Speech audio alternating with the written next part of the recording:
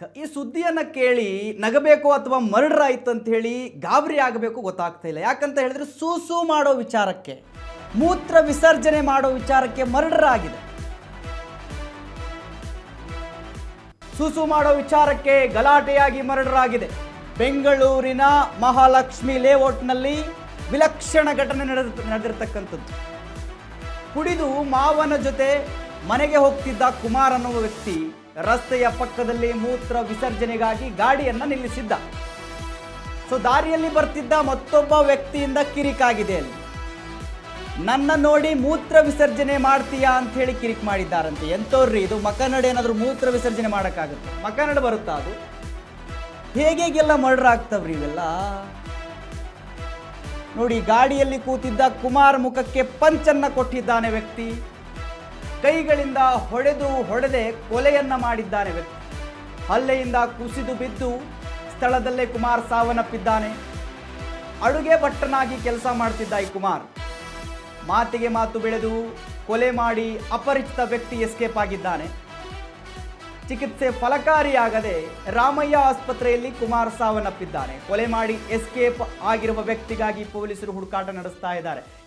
ಯಾವ ರೀತಿ ಕೊಲೆಗಳಾಗ್ತಾವೆ ನೋಡ್ರಿ. ಏನು ಹೇಳೋದಿಂತವ್ರನ್ನ ಸೂಸು ಮಾಡಕ್ಕೆ ಅವ್ನು ನಿಲ್ಸಿದ್ನಂತೆ.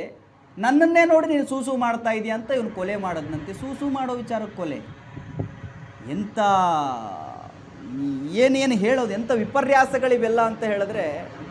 ಸೂಸು ಮಾಡೋದು ಪ್ರಾಬ್ಲಮ್ಮು, ಏನು ಮಾಡಿದ್ರೆ ಕೊಲೆ ಮಾಡ್ತಾರೋ ಅನ್ನೋ ಭಯ. ನನ್ನನ್ನು ನೋಡಿ ನೀನು ಸೂಸು ಮಾಡಿದೆ ಅಂತ ಹೇಳಿ ಹೊಡೆದಿದ್ದಾನಂತೆ ಆತ. ಹೊಡೆದಿರುವ ಏಟಿಗೆ ಈತ ಸ್ಥಳದಲ್ಲೇ ಸಾವನ್ನಪ್ಪಿದ್ದಾನೆ. ಡ್ರಿಂಕ್ ಮಾಡಿದ್ದ ಅನ್ಸುತ್ತೆ.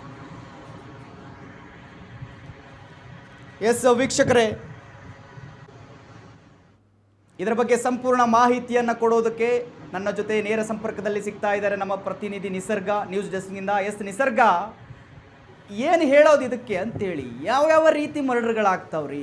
ಏನು ಎತ್ತ ಸೂಸು ಮಾಡೋ ವಿಚಾರಕ್ಕೆ, ಮೂತ್ರ ವಿಸರ್ಜನೆ ಮಾಡೋ ವಿಚಾರಕ್ಕೆ ಮರ್ಡರ್ ಆಗುತ್ತೆ ಅಂತ ಹೇಳಿದ್ರೆ ಏನು ಹೇಳೋದು ಗೊತ್ತಾಗ್ತಿಲ್ಲ. ಏನಿದೆ ಹೆಚ್ಚಿನ ಮಾಹಿತಿ ಕೊಡೋದಾದರೆ ನಿಸರ್ಗ?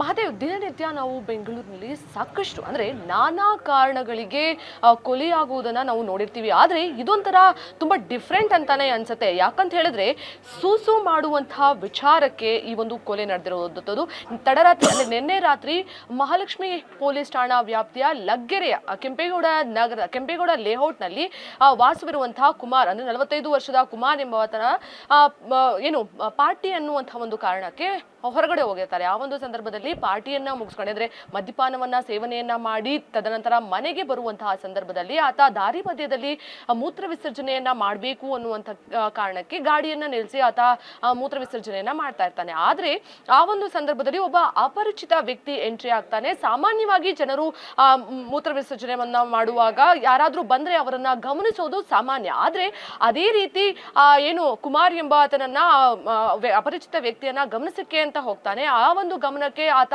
ಬೇರೆ ರೀತಿಯ ರಿಯಾಕ್ಟ್ ಅನ್ನ ಕೊಟ್ಟಿರ್ತಾನೆ. ಅಂದ್ರೆ ಏಕೋ ನೀನೇನೋ ನನ್ನನ್ನು ನೋಡ್ತೀಯಾ, ನನ್ನ ನೋಡೇನೋ ನೀನು ನೋಡಿ ನೀನು ಮೂತ್ರ ವಿಸರ್ಜನೆ ಮಾಡೋದು ಅನ್ನುವಂತಹ ಪ್ರಶ್ನೆಯನ್ನ ಮಾಡಿ ಆತನ ಮೇಲೆ ಆವಾಜನ್ನ ಹಾಕಿ ಹಲ್ಲೆಯನ್ನ ಮಾಡ್ತಾನೆ. ಅಂದ್ರೆ ಹಲ್ಲೆ, ಮಾತಿಗೆ ಮಾತು ಬೆಳೆದು ಜಗಳಕ್ಕೆ ಮುಂದಾಗ್ತಾರೆ. ಜಗಳದ ನಂತರದಲ್ಲಿ ಆತನ ಮುಖಕ್ಕೆ ಪಂಚನ್ನ ಅಪರಿಚಿತ ವ್ಯಕ್ತಿ ಮಾಡ್ತಾನೆ. ಆ ಒಂದು ವಯಸ್ಸಿಗೆ ಆತ ಹೊಡೆದಂತಹ ಹೊಡೆತಕ್ಕೆ ತಡೆದುಕೊಳ್ಳಲಾಗದೆ ಕುಮಾರ್ ಎಂಬ ಆತ ಕೆಳಗೆ ಬಿದ್ದು ಸಾವನ್ನಪ್ಪಿರುವಂಥದ್ದು. ಇನ್ನು ಸಾಮಾನ್ಯ ಕುಮಾರ್ ತನ್ನ ದಿನನಿತ್ಯ ಜೀವನಕ್ಕಾಗಿ ಅಡುಗೆ ಭಟ್ಟನಾಗಿ ಕೆಲಸವನ್ನ ಮಾಡ್ತಾ ಇರ್ತಾನೆ. ಇದೇ ರೀತಿ ಆತನ ಆರೋಗ್ಯದಲ್ಲೂ ಕೂಡ ಒಂದು ಏರುಪೇರು ಇದ್ದುದು ನಿಜವಾಗಿದ್ದು ಆತನ ಹೊಡೆತವನ್ನು ಆಗದಲ್ಲೇ ಆತ ಸ್ಥಳದಲ್ಲಿ ಮೃತಪಟ್ಟಿರುವಂತಹ ಘಟನೆ ಈಗ ಸದ್ಯ ಮಹಾಲಕ್ಷ್ಮಿ ಪೊಲೀಸ್ ಠಾಣಾ ವ್ಯಾಪ್ತಿಯಲ್ಲಿ ನಡೆದಿರುವಂತದ್ದು.